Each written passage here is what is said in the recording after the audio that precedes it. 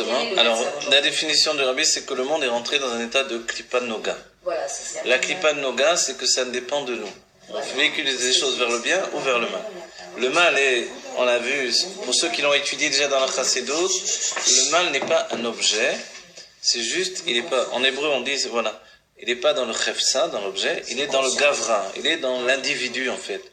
Une conscience, une perception dans notre conscience. Donc évidemment, ce qui est extraordinaire, c'est que même quand on étudie la Chassidut, même la Chassidut Rabbah, beaucoup passent à côté de ça et passent quoi. Comme on a dit tout à l'heure, Rabbi Yehuda Hanassi, il est vivant, mais on passe à côté de ça, la vie continue. Donc en fait, c'est ça qui est terrible, et c'est ça où le Rabbi a crié, dire mais c'est pas possible, qu'est-ce que vous avez... Oui, je vous ai tout donné, vous n'avez pas lu ce que j'ai écrit, ce que j'ai dit, etc. Vous voyez? Alors, en fait, donc le bien absolu, c'est une décision qui dépend de nous.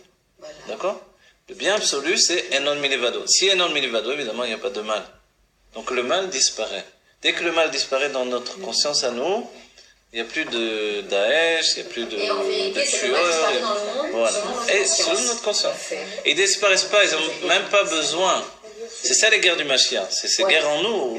Ils n'ont même pas besoin d'être tués physiquement. C'est qu'ils n'ont jamais existé, tout simplement. Voilà. Dans la Géoula, qui est une nouvelle idée de la structure de l'exil, en fait, le mal n'existe pas parce qu'il n'a jamais existé. Vous voyez? Et dans cette conscience-là, alors c'est quoi le libre arbitre de choisir entre le bien et le mal? C'est un choix absolu. C'est-à-dire, je choisis Dieu parce qu'en réalité, il n'y a rien d'autre que Dieu. Mais Adam Arishon n'était pas encore capable de le vivre à ce niveau-là, puisque pour lui, il n'y avait que Dieu, l'Echatrila. Au départ, il était né là-dedans. Alors comment il a vu le mal? Alors, il a vu le mal grâce au Nachash, qui est de la Gematria de Mashiach, qu'il a confronté à un mal subjectif, qui l'a entraîné vers une découverte du bien par sa propre conscience.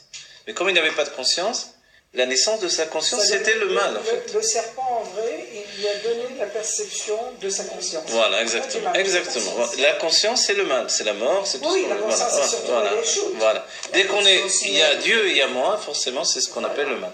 Alors, et Dieu le Tanya nous dit, mais cette conscience, elle peut devenir du bien absolu.